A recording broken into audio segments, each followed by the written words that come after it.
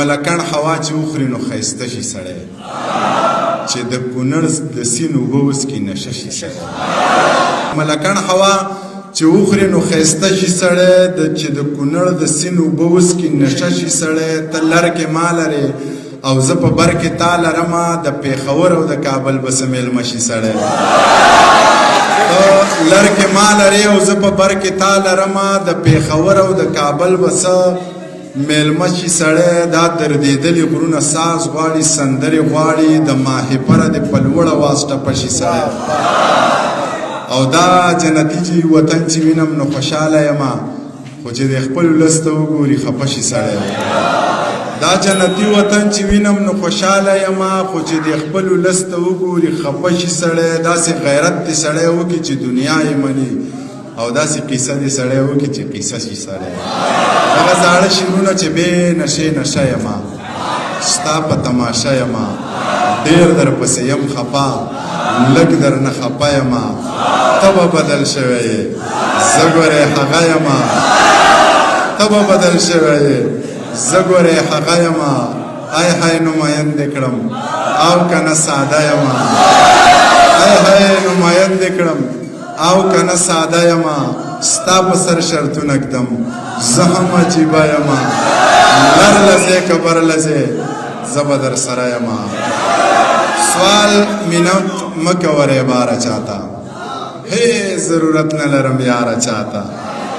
سوال منت مکوه باره چاته هیڅ ضرورت نه لرم یاره چاته چې په قدر باندې نه پوهېږي څه له دې وکړم انتظاره چاته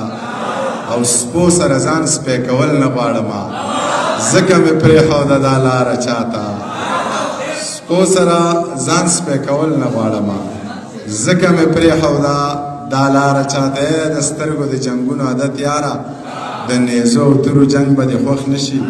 د شیشې په محلونو کې لو شویه دا چوپال او دا ملنګ به دې خوښ نه شي جار د پیو د پیروي په شان سپینه نه زما دا سوی رنګ به دې خوښ نه شي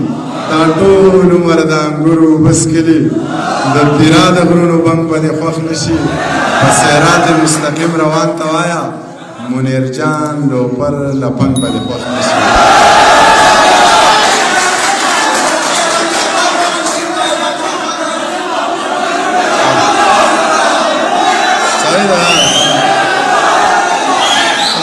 مالک پرېږده ورکنه چې زه به خپل شعر باران باندې سړی پرېږده چې شعرونه ته ووایي ټایم نشته دی شعرونه زار شم له تا نه یاره ویښ کښېنه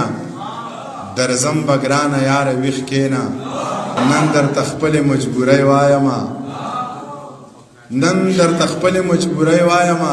خپه له ما نه یاره ویښ کښېنه د میخانې دروازې بندې که خو ته ساقي جانه یاره ویښ کښېنه سندرې مه وایه ټپې مه کوه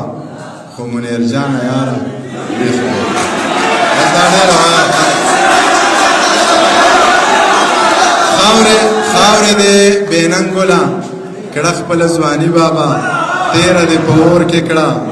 ټوله زندګي بابا ودې په خانۍ کې کړه هسې ملنګي بابا ما در باندې کېښودو نوم د لیوني بابا پس له یو غني ذاته دوه غنیان مې ډېر خوښ دي یو د اشنغر غني او بل اشرف غني بابا دومره ډېره وه